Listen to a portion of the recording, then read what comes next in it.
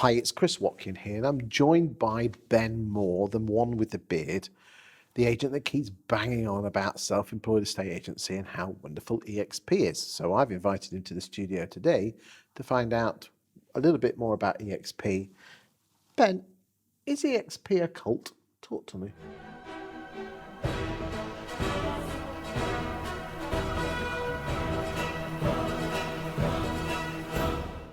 A cult?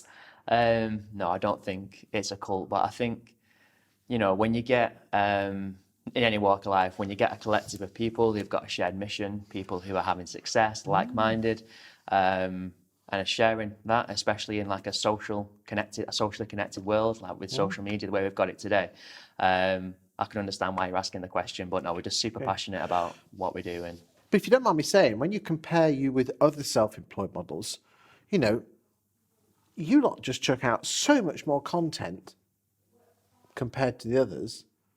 If you don't mind me saying, you are getting the lion's shares of the story. Why is that? Well, you say you compare you to other self-employed models, we're more active on social media, but also when you compare us to other self-employed models that have been around for a lot longer than we have, we're also having much more success. We're outperforming everyone for production, for listings, for sales. All of our metrics are on the up. And I think as independent business owners, people who are taking real pride in the results they're getting, naturally they want to share that with the world to raise their own stock. That's bragging, isn't it? And we all know what I think of bragging. Right move pie chart. Sorry, pulling your leg. Yeah, I understand that. But no, Chris, as someone, well, in fact, both of us sat here today, we're both the products of the power of social media, right? You leverage aggressive content marketing to build your brand as Chris Watkin, right? I do the same with consumers in my market and with peers in the industry. And I think estate agents should do that, should share their success, not in a bragging kind of way. There's a tactful and an untactful way to do absolutely everything in life. And I'm not saying we get it right every time, but encouraging our agents to share success is huge. I said recently on Adam Day, who's the boss man of EXP, that I'm of the opinion that when it actually comes to the self-employed model, the EXP model is not necessarily the best one. There are better models out there in terms of what offers the agent. But what I have noticed is that the culture in EXP seems to be a million miles ahead of everyone else. Why is that? Let's come back to culture in a second. Can I just flip that back round on you and you tell me why you believe that EXP is not the best model out there? I'm of the opinion that there are some models out there, Fine and Country for examples, whose branding, if you believe branding is important, and I know there's a difference between company branding and personal branding, and I know for a fact we are going to agree that personal branding is powerful, but if you were thinking more down on the company branding, the Fine and Country branding is exceptional. The Keller Williams model is fantastic training, so much training, it's unbelievable. Some might even say too much training, but again, that's good. You have such people as the Newmans model, with Sean Newman, who is inspirational leader. He's out there all the time guiding and supporting people. You have people like Adam Horton, who's a lad from Leicestershire, who's been there, done it, putting it on the t-shirt, good lad. A little bit more cottagey, a little bit more touchy-feely. There's good ones out there. You haven't got the monopoly on awesomeness.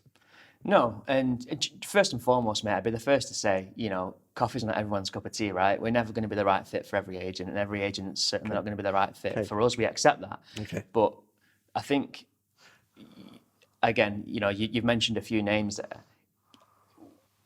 Which one of those models has achieved the growth that we have and is doing the production and having the success that we have? Because we talk about, sorry to interrupt, Chris, but we talk about proven training systems and models. Yeah, when these companies have been around for the best part of a decade and had probably a handful of agents cap, that shows me that those proven systems and models have proven that they're not as effective as maybe what it might be portrayed to be on social media. So that'd be my challenge to that. But going back to what I said, Chris, the guys that you mentioned, I know a lot of them personally, and they're all good guys, and they're all working hard to build a business. So you've got to respect that. I'm just looking at the facts, looking at the growth, looking who's got the momentum. Okay, let's come back to put the facts, put the numbers aside. I will say for the record that when it comes to culture, and there's that line, culture eats anything for breakfast, is it strategy? I can never remember the word. Yeah, okay. You're into the motivational stuff, I'm not. Is that the culture in EXP does seem to be head and shoulders above anyone else. I'm not being paid to say that. It's just that I talk to an awful lot of agents. I see it with my own eyes. Where does that culture come from? Do you know what? It sounds like I'm laying this on thick, but this is just absolutely the truth as I see it. Because you can lay it on thick. I can lay it on thick. I can go thick, Chris. But this is just the truth as I see it and understand it as someone who's lived, breathed this model since our inception in the UK. Now, of course you're going to say that. It's a pyramid scheme, isn't it? We'll come around to that in a second, but going back to culture first and foremost, when agents, and you've probably seen this bounded around on social media, and a lot of agents hear it, but they don't truly pay attention to it. When you come into the model, we're the only brokerage, if we can use that word, that gives our agents equity in the parent company. Now, that means that you as Christopher Watkin, having your agency here in Grantham, you've got a huge slice of that pie, but also you've got a tiny piece of the much bigger pie in EXP World Holdings. So when you're transacting, when you're performing for your clients, when you're listing houses, selling houses, when you're going about running your business as you would anyway, you're acquiring stocks and shares in EXP. Now, what that does is create this culture where we genuinely do stand shoulder to shoulder as business owners. It breeds a great collaboration. And because to this point, we've only dealt with very experienced agents, people who've got time served and had success in the past, people are coming in and it's almost like a melting pot of ideas, of collaboration, of people bringing different techniques, different opinions, and everyone's kind of sponging from that, because to see you succeed in Grantham is contributing towards the movement of a business that I'm and you think that is the culture? Because you publish those things online where it looks like bloody Simpsons walking around that virtual world of yours. What's all that? I'll be honest, Chris, I always say that I joined in spite of that, definitely not because of it, because I seen it and I was just like, well, it looks more like a game than a business. But let me tell you, that's been huge, especially, since lockdown came in full focus. That's been great for collaboration, for education, and also it's had a big contributing factor to the share price. So. But again, come back. We've only got a couple of minutes left. Come back. It's a pyramid scheme, isn't it? Because if you bring someone on, you get a kickback of their commission, don't you? So first off, it's not a pyramid scheme. Pyramid schemes are obviously illegal, so it's not a pyramid scheme. Okay.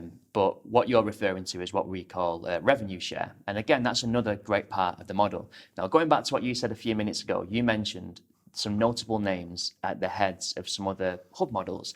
These are guys driving around in, sports cars, getting helicopters, spending time in Dubai, watching the races, all this kind of stuff.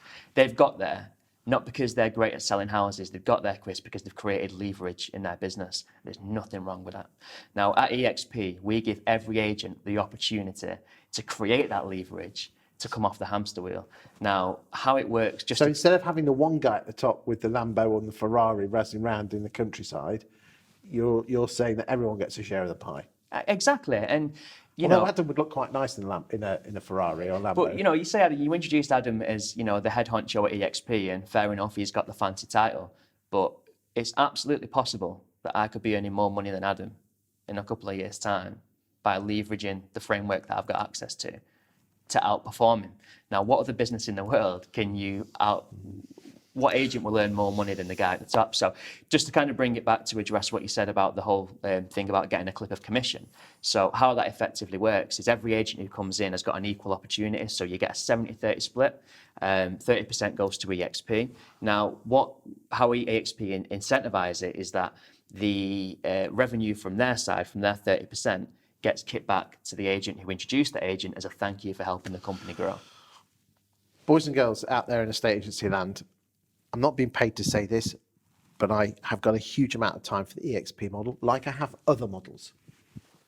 Do check them out. A lot of my friends are EXP agents, as they are with other models. But go in with your eyes open, have a look at the people who are doing well and the ones that have failed, and then make your own decision. Absolutely. Thank you for your time today. No, thank you.